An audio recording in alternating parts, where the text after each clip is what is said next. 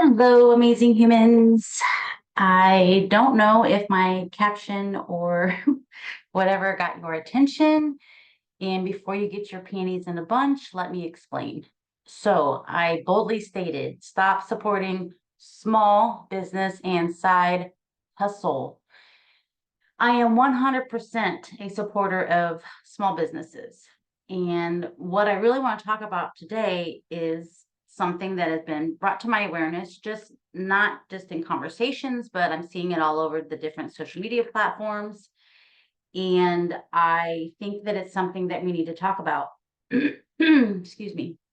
So I'm a firm believer, and again, you don't have to agree with me, but I'm a firm believer that our words have power. Everything is energy, everything has a frequency.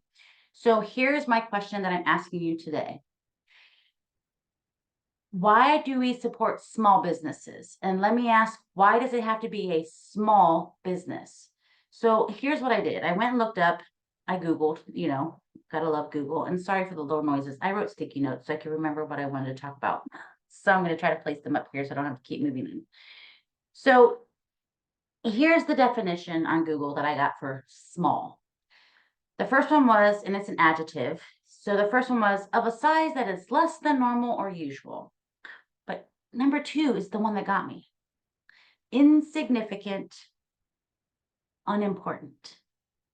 So the reason I'm asking this, do we want to change as a collective, as humanity? Do we want to up level what we've been calling it? Like, could it be something like one of my favorite words is passion? So could we change it to a passion business or a side passion versus a small business or a side hustle? And so then that brought me to my next looking up definitions. And the the old versions that we had were the verb for hustle is to force someone to move hurriedly in a specified direction or obtained by forceful action or persuasion. And then as a noun, it's busy movement or activity, fraud or swindle. So then they have what they termed it, and I thought it was very interesting, a more modern definition. So the more modern definition is to work rapidly or energetically. And I love that word energetically. But then here's where the more modern definition came in. It is to sell or promote energetically or aggressively. So I'm just asking, and again, y'all, you might think I'm crazy, but I really do believe that our words have power. And so if we as a collective have placed small businesses in a box, let's jump out of that box. I don't like boxes anyway. So what if we changed it to our passion business? Let's support passion businesses. Let's, support the side passions. And part of this all came into my awareness because I went to an event and I sat up, and I'm going to do another video about that because I'm actually going to go live on Facebook because most of the people that I interacted with have Facebook accounts. So I'm going to do a video over there, and I will share it here too. But um, one of the things that is like the sales were down. And then I've seen posted across social media platforms, that small businesses, and I'm saying small, are like the one number I keep seeing the most is like their sales were down 60%. Now, I've not gone and done the market research. That's not really my thing. So I haven't looked to see if even the big box stores, if their sales are down this holiday season. I've seen some funny memes about, give me a sale on food and all the things. So I don't really want to buy into all of that thinking, because I really believe that whatever word you're using, if it's empowering you, then continue to use it. But if it's not, let's change it. Let's look at it. I spent the last 11 days, or yeah, it was 11 days. I made 11 videos talking about the shadow, limiting beliefs, your inner child, bringing all that stuff and shining a light on it, bringing it out of the shadow. So now I'm asking you, because words do have power, does the word small business have some sort of meaning to you? Does it mean because you're a small business that you have to stay small? Or does it mean because you're a small business that you can't compete with the big box stores? And all of these are affirmations. So that's the other thing that I'm seeing is I can't compete with the big box stores. Well, you're right, you can't, because that's what you're saying. And honestly, I'm a firm believer that there are billions of people on this earth. And so if we can get away from I can't compete or I can't do this because of that. Take full responsibility. Your reality and your circumstances, they won't shift if you keep affirming things that you, again, might believe are true. And you may not even be aware of it. And so if you've been triggered by my video, maybe this is a great time to take a look at what words you're using and change them and shift them. And I get that it's hard because your current reality shows you that I can't compete with big box offices, or my sales are down, or you insert whatever's going on with your small business or your side hustle, whatever you want to call it. Whatever's going on is a reflection of something that is within you. And again, a lot of people don't want to hear that, and I get it. So again, you can ignore me, you can move on and think, wow, that lady's crazy. But again, I felt very inspired to talk about this. And I knew by my title that it would get some sort of a reaction. And that wasn't necessarily my intention, but it kind of was, to wake you up to recognizing that when you have a small business, most small businesses, or most businesses in general, it doesn't even have to be small. Let's quit using that word small. And again, I'm using it because I'm making this video for you, but we all start doing something because we have a passion for it. We have a love for it. We have, like, it excites us. We wake up excited to go do the thing. And maybe you're not all entrepreneurs or solopreneurs or mompreneurs, or you insert the blank. Maybe you went to college for something because you wanted to be a nurse or a doctor, or you insert the whatever. We all have something that we go do because that's what we love. That's what we want to do. It brings us happiness. It brings us joy. If you're currently doing something that doesn't bring you happiness and joy, then I highly suggest that start doing things that bring you joy so that you can go do something long term as a career.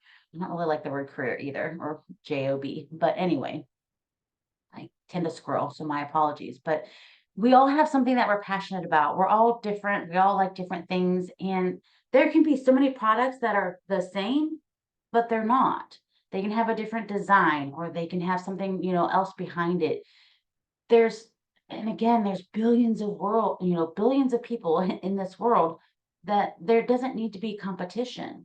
And I've been guilty of this. I'm like, yeah, I can't compete with so and so. Like, if I were to compare myself to all the coaches out there who have this big empire already and who are coaching millions of people, I would stay small, and I would never follow what makes me happy or makes me passionate if I kept thinking I can't compete with them.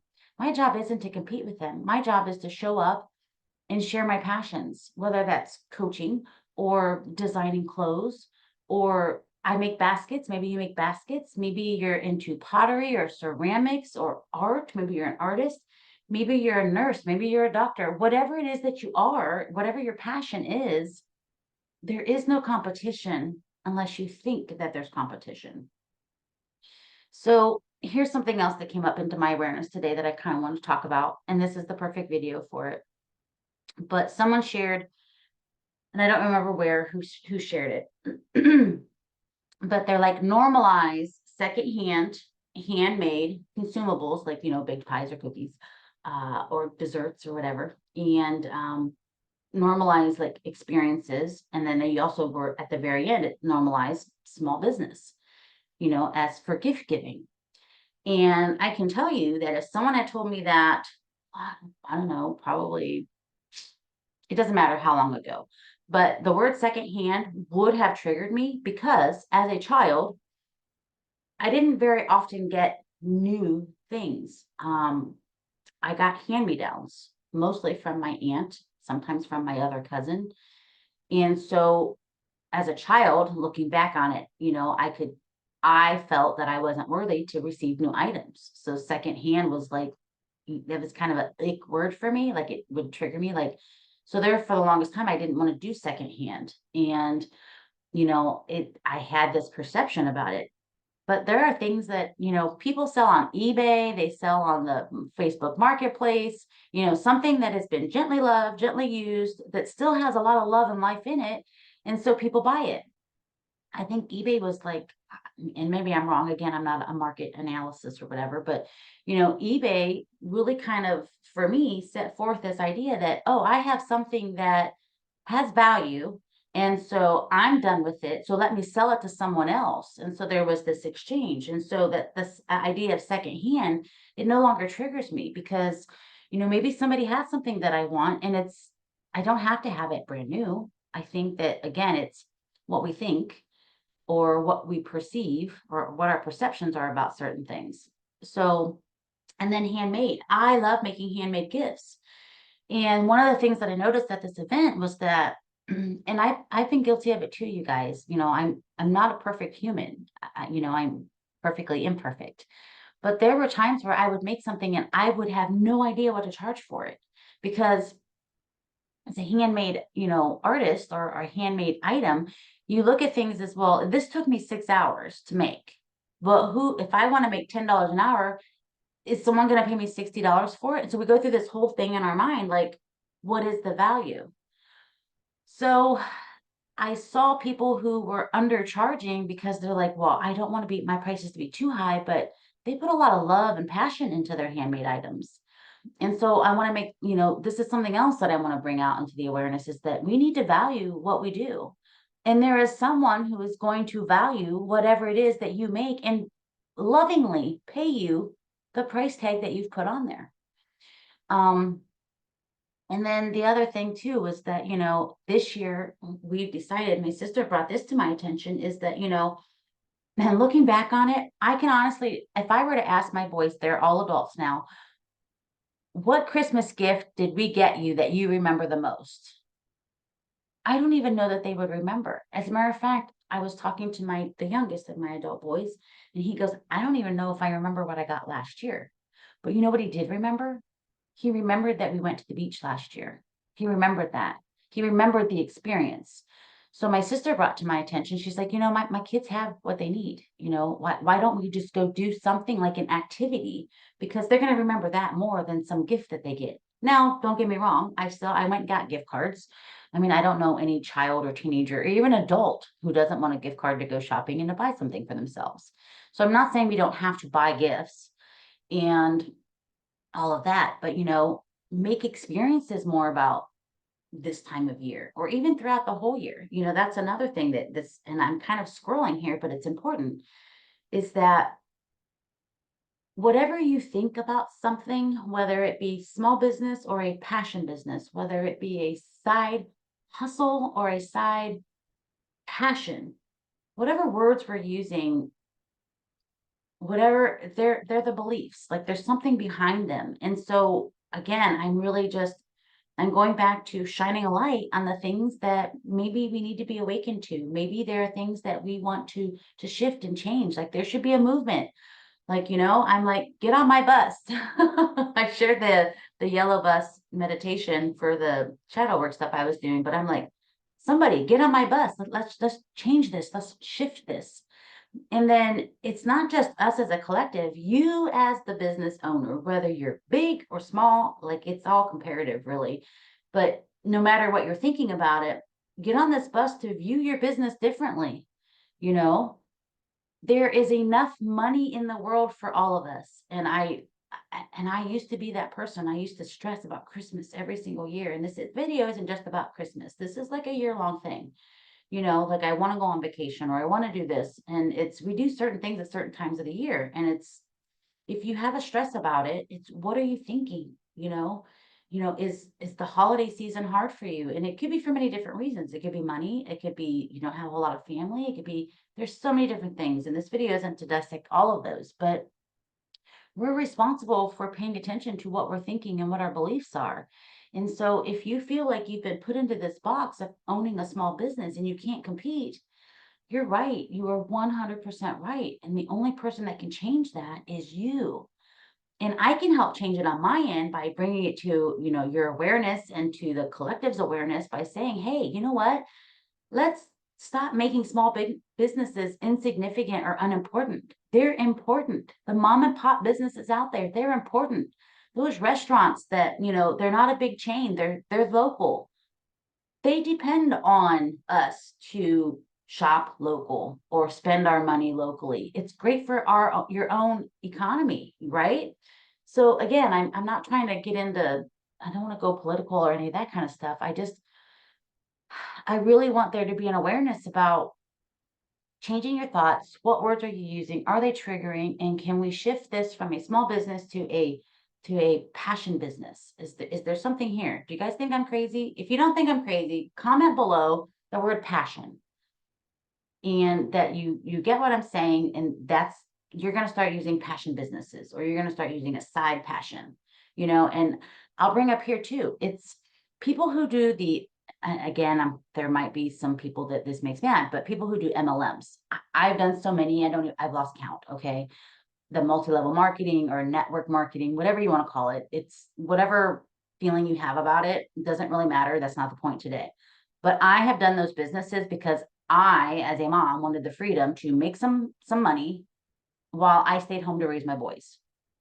And so those people, they're also passion businesses, There are people who, and let's see if I can name some side passions here.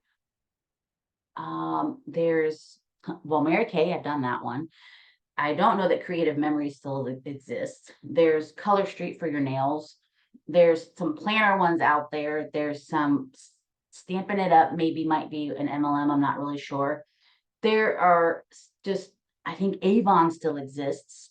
So again, all of these passion businesses, people started doing them for a reason, whether it was for more money to supplement their income or because they love it. They love the products. There's just so many different reasons why we do different things. And so let's support the passion businesses. And if you have stuck yourself in that box of being small, choose the day to step out of it. And again, this isn't going to answer all of the world's issues today, but I really just felt inspired to bring an awareness to it and maybe shift our thinking, shift our mindset, and start changing and shifting our beliefs. And so I think I'm just going to end it there. And yeah, I think that's it. I think I think the wind has gone out of my sails on this topic for the moment. But I really just, again, it's passion businesses, side passions. It's our passions. It's what we love to do. And let's support that in other people. And, it's we as a collective, it's our job to change our own thinking. We have to go within to make any changes. And so you do the work and then you'll see the results in your own reality. So, and if you haven't caught the shadow work miniseries that I did, go check it out. Maybe it's something that will help you grow and evolve and shift your own thinking and your own beliefs so that you're more successful in the areas of your life that maybe aren't working out right now. So until the next time, go be an amazing human. I'm sending you lots of love, light, and really big hugs. And yes, support passion businesses, support side passions, support what someone else loves to do. All right. Mwah. See you next time.